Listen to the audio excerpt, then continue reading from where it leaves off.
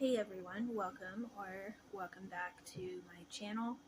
If you're new, my name is Abigail and I make videos about special needs and health issues and feeding tubes, and I got a list full of questions that y'all have asked me. So I'm going to be answering y'all's questions. I also post pretty frequent updates on my health and what I go through. So if you're not subscribed, be sure that you do subscribe so you don't miss out on any of the updates. So we're going to start with the first question is, when did I find out I had gastroparesis? I found out that I had gastroparesis when I was I think I was 19 at the time. Basically, I had to have a surgery done because of something my birth defect caused, and they had to put I had a hernia or something that they had to fix, and so we didn't go to a specialist. We went to a general surgeon to get that fixed, and he didn't really know what he was doing, and he couldn't see very well, and so we hit the nerve in my stomach that caused gastroparesis, and so that's what caused it, was basically a surgeon that didn't really know very well what he was doing because he wasn't a specialist, but also I don't think he could see very well either. And then we didn't know it was gastroparesis at the time. I would get hungry, so I'd eat, and then I'd feel horrible afterwards. And because of the stomach surgery I had, I couldn't get sick. And so, anyways, it was this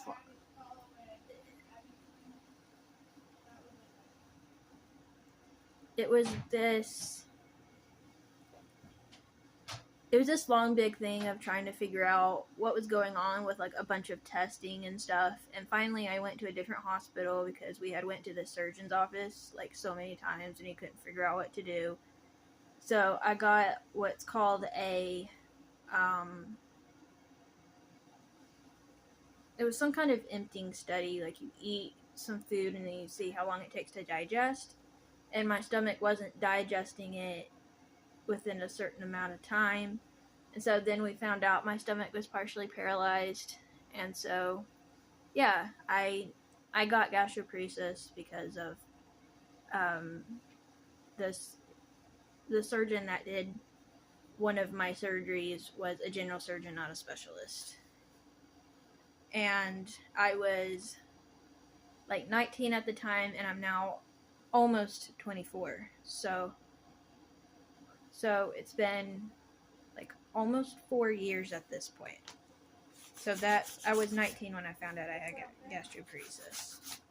Okay, question number 2 is, what do you like to be comforted when you're sad or upset? What do I like to be comforted with? Well,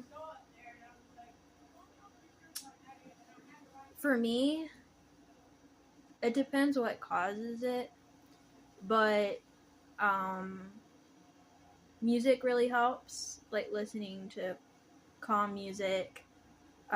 Sometimes talking about what I'm going through helps. For example, if it's because of something that I'm nervous about because of my health, having to do another test or a procedure or something like that, then talking to people definitely helps. Listening to music helps. Just basically trying to stay as distracted as possible. So those are the type of things that helps. I'm also really into diamond art and also coloring. Those things help. So lots of art stuff that I feel like I can do. What stresses you out the most?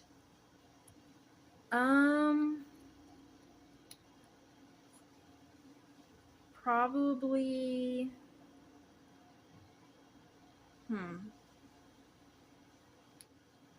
a lot of loud noises. I don't like fireworks or like um what's another one? Parades, like being close to a parade I don't like. Now there are some loud noises that I can handle, like church I'm fine with. But like really, really loud sounds like parades or um if I have to be really close to, a really loud band or something like that, that stresses me out. And sometimes, like, if I get, like, what is it called? Like, if I know something's gonna happen because of my health stuff, like, even like if it's a procedure, like getting my button replaced, I do sometimes get like really, really nervous because this is only the second time I've gotten it replaced. Well, it's technically the first time I've gotten it replaced since I got it placed the first time. But I think just kind of like the general unknown of my health is what kind of makes me nervous. So yeah, probably that. My all-time favorite memory. Um well, I think my favorite memory was or is my grandpa died of lung cancer when I was only 12. And one of my favorite things to do when I was over at my grandma and grandpa's house was he had this like Pacific recliner that was his, and that was his chair. And um, we wasn't like allowed to sit in his chair unless we were like sitting with him. So my favorite memory is sitting with my grandpa when I was probably about maybe 6 or 7, and he had gotten up to go to the bathroom, and when he came back, I was sitting in his chair, and he was like, "You know, you can't sit there without me." And so he like picked me up and he put me on his lap, and he like let me sit on his lap, and that was one of my favorite memories. Okay. Biggest fear slash phobia. Um, as far as biggest fear, probably it's not necessarily what has happened, it's what could happen. Nurse is here. Okay. Okay, sorry about the pause. My home health nurse came, so I just spoke to her, and now I'm back. So I'm on biggest fear slash phobia. Well, I really don't like any type of bug that stings, bees, wasps, anything like that. Because one time, a few years ago, I was outside and I think it was either a bee or a wasp, I don't remember, but this bug was like following me, and it like stung me in the arm, and my arm like was like swollen, and I like had to go to the doctor, and turns out it was something that could go away on its own. But because my arm was swollen, it really like made me nervous around like bees and wasps and bugs like that. As far as my biggest fear goes, probably just like something else going wrong with my health. Just because it's like kind of like always in the back of my mind. So, yeah. What would be your perfect day slash weekend? Perfect day slash weekend. Probably just hanging out, watching stuff, and playing games with my siblings. That's what I like to do on the days that I feel well enough to do it. I like playing games with my siblings or watching something together. What's a bad habit you are trying to break? I don't know. I don't really feel like I have that many bad habits. If I were to pick one, though, probably, I don't know if you'd really call this a bad habit, but I have this habit of, like, getting really stressed before, like, any kind of, like, procedure, like, even if I've done it before. Like, if I know basically what's basically going to happen, I still get, like, super stressed about it. So,